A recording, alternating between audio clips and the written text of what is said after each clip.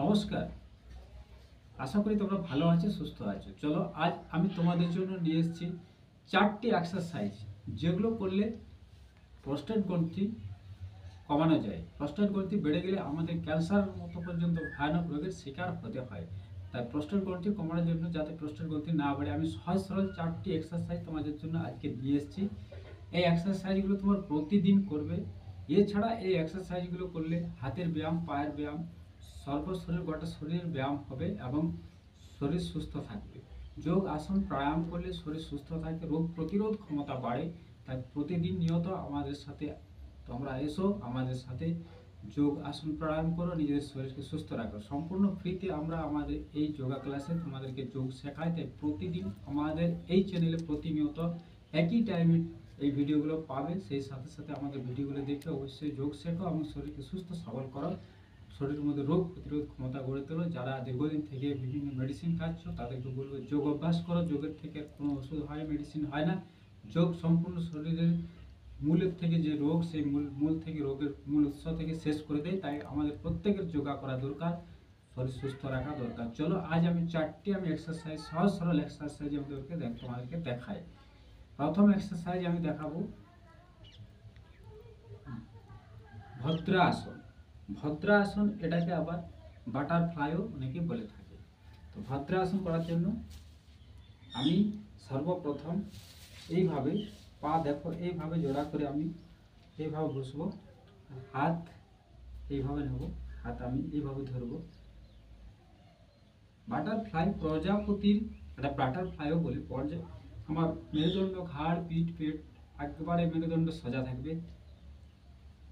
প্রজাপতির ডানার মতো আমার পা এইভাবে দুলতে থাকবে।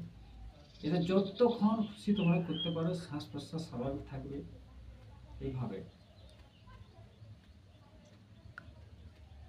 এটা যতক্ষণ ইচ্ছা তোমরা করতে পারো। এইভাবে করো, দেখো, রিল্যাক্স ভাবে করো, বসে করো। যতক্ষণ খুশি এটা করতে পারো, 5 minute, 10 minute, 2 minute, 3 minute, 1 minute. মেরুদণ্ড সোজা থাকবে, ঘাড়, পিঠ, পেট বাঁকাবো না। মেরুদণ্ড সবসময় মনে রাখবে, মেরুদণ্ড সোজা রাখবে। এটি ছিল ভদ্রাসন। এরপর আমি তোমাদেরকে দেখাবো বক্রাসন।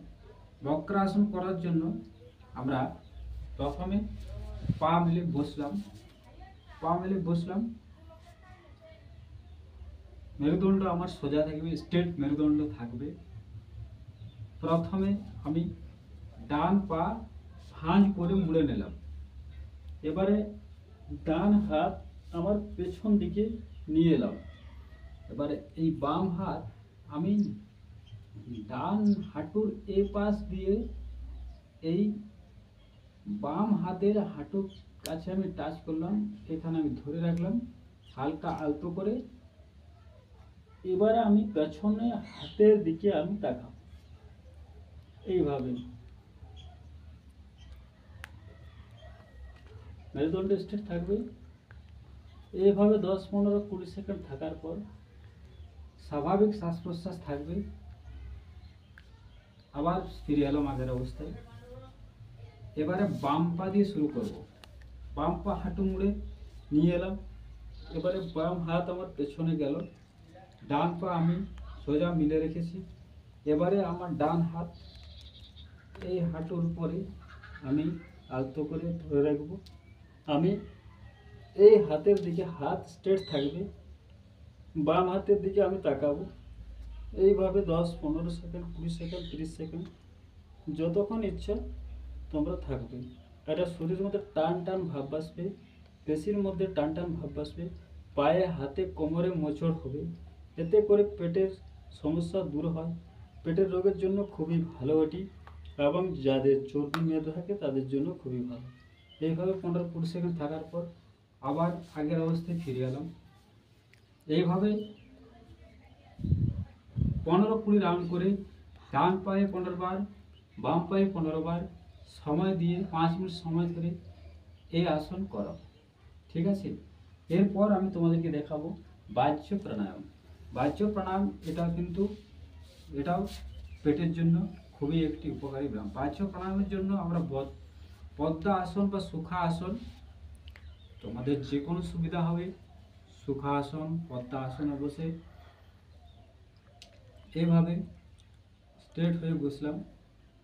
স্ট্রেট হয়ে বসে আমি হাত পদ্মা আসন যে অবস্থায় থাকি অবস্থায় বা সুখা আসনে যে অবস্থায় আমি হাত স্ট্রেট রাখবো।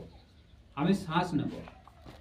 শ্বাস নেব, শ্বাস যখন ছাড়বো আমার এই যে চিবুক অর্থাৎ ঠোঁট, ঠোঁট আমার এই বুকের মধ্যে টাচ হবে। শ্বাসটা যখন নেব, তারপরে যখন আমি শ্বাসটা ছাড়বো, তখন শ্বাস ছাড়ার পর আমার এই চিবুক এখানে টিকবে বুকের মধ্যে, পেট আমার ভিতরের দিকে চলে যাবে। যতটা খুশি পারবো পেট আমার ভিতরের দিকে টানার চেষ্টা করবো। ঠিক আছে? এই যে মেরুদণ্ড সোজা থাকবে, ঘাড় পিঠ পেট সব সোজা থাকবে।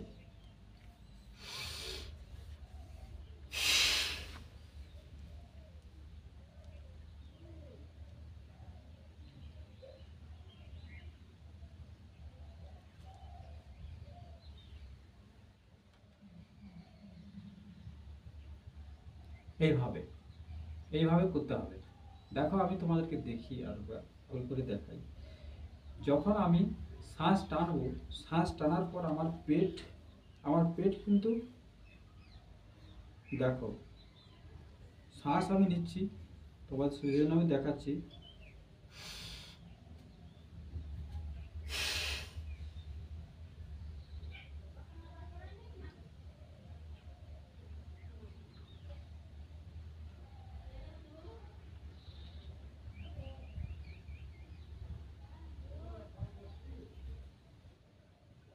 এইভাবে শ্বাস নেব, শ্বাস ছাড়ার সাথে সাথে আমি চিবুক আমি বুকের মধ্যে ঠেকাবো, আর সেই সাথে সাথে আমি পেটের নাভির দিকে তাকাবো।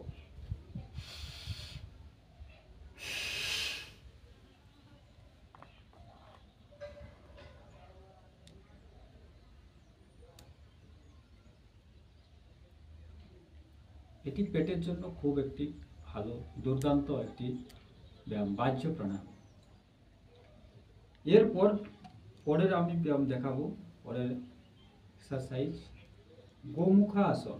এটি সকলেরই জানা, সকলেই এটা জানো। গোমুখা আসন, গোমুখা আসন করলে প্রস্টেট গ্রন্থি যেরকম কমাতে সাহায্য করে, ঠিক সেরকম আমাদের কাম শক্তি অর্থাৎ মনকে স্থির করে। কিভাবে বসবো দেখো, সর্বপ্রথম আমি তোমাদেরকে দেখো, আমি পা মেলে বসে আছি, পা ভাঁজ করলাম, এই পা ভাঁজ করলাম, বাম পা ভাঁজ করলাম, বাম পায়ে গোড়ালির উপর আমি বসে গেলাম, ডান পা আমি নিয়ে এলাম, ডান পা আর আমার এই যে পায়ের গোড়ালি বা এড়ি, আর যেটাকে এড়ি বলি, এই গোড়ালি এখানে এসে আমার পাছার এখানে এসে ঠিকবে। এইভাবে কোনো চাপ নেই, খুব রিল্যাক্স। আমি যদি 2 ঘন্টা বলো 2 ঘন্টা বসে থাকবো এই অবস্থায়। এইভাবে ডান হাত আমার উপরে উঠবে, হাত এইভাবে আমি খাঁজ করে পেছনে ধরে থাকবো, ডান পা আমার উপরে আছে, ডান হাত উপরে থাকবে। এইভাবে এইভাবে ধরবো, সোজা নাকের ডোকার দিকে আমি তাকাবো, শ্বাস প্রশ্বাস স্বাভাবিক থাকবে। এইভাবে যতক্ষণ ইচ্ছা তোমরা বসে থাকতে পারো, মন শান্ত হয়ে যাবে, বিভিন্ন দিকে মন চঞ্চল অবস্থায় থাকলে তা দূর হয়ে যাবে, কাম শক্তিকে নিয়ন্ত্রণে রাখা যাবে, মনের মধ্যে কাম ভাব আসবে না, এবং কাম শক্তিকে স্ট্রং করে। পেটের জন্য খুব ভালো। যাদের ইউরিন সমস্যা, পেচ্ছাবের সমস্যা, তাদের জন্য তো খুবই একটি উপকারী। প্রস্টেট গ্রন্থি কমানোর জন্য খুবই একটি ভালো ব্যায়াম। এইভাবে থাকার পর আগের অবস্থায় চলে এলাম। এবারে আমি এই পা মুড়বো, অর্থাৎ ডান পা আমি মুড়বো, ডান পায়ের উপর আমি বসবো, বাম পা আমি ডান পায়ের উপরে আমি একই অবস্থা। এবারে আমি বাম হাত নিয়ে যাব, এইভাবে বাম হাত দিয়ে আমি ধরবো, ডান হাত বাম হাত দিয়ে, ব্যাস। এইভাবে 1 মিনিট 2 মিনিট যতক্ষণ ইচ্ছা তোমরা বসে থাকতে পারো। তো এই ছিল 4টি আজকের এক্সারসাইজ বা ব্যায়াম। আশা করি তোমরা করবে। যাদের প্রস্টেট গ্রন্থি বেড়ে গেছে, প্রস্টেট গ্রন্থি কমানোর জন্য খুবই একটি দুর্দান্ত এই 4টি এক্সারসাইজ। এছাড়া এই এক্সারসাইজগুলো পেটের জন্য খুব ভালো। তাই সকলে মিলে শুধু দেখলে হবে না, যোগা করো, সাথে সাথে নিজের শরীরকে সুস্থ রাখো। আর আমাদের এই মিশন, আমাদের এই প্রোগ্রাম, আমাদের এই চ্যানেল প্রতিনিয়ত তোমরা এসে, যদি চ্যানেলে প্রথমবার এসছো অবশ্যই বলবো, সহজ সরল পদ্ধতিতে আমরা হাতে ধরিয়ে দেখার মতো যোগাসন প্রাণায়াম শেখাই। তাই আমাদের চ্যানেলটি অবশ্যই তোমরা সাবস্ক্রাইব করে পাশের বেল আইকনটি অল করে রাখবে। একটা কথা বলি, যোগা করার সঠিক প্লেস এবং সঠিক সময়, যোগা যখন করবে সকালবেলা খালি পেটে, অবশ্যই মলমূত্র ত্যাগ করার পর খালি পেটে যোগা করা উচিত। সন্ধ্যাবেলা খাওয়ার 4 ঘন্টা পর, 2 ঘন্টা পর যোগা প্রাণায়াম আসন করা উচিত। আর যোগা যেখানে করবে সেখানে যেন খোলামেলা মুক্ত হাওয়া বাতাস পাওয়া যায়, অক্সিজেন পরিমাণ বেশি যেন থাকে। আমরা বাতাস প্রকৃতি থেকে যেন আমরা অক্সিজেনটা পাই, ঠিক সেরকম জায়গায় যোগা করা। বদ্ধ ঘরে যোগা করা উচিত নয়। অনেকে যোগা করে কিন্তু বদ্ধ ঘরের থেকে খোলামেলা জায়গা, মাঠে ময়দানে খোলামেলা, এরকম খোলামেলা জায়গায় যোগা করলে তাতে করে উপকারিতা বেশি হয়। তো চলো, আজ আমি তোমাদেরকে 4টি যোগা দেখালাম।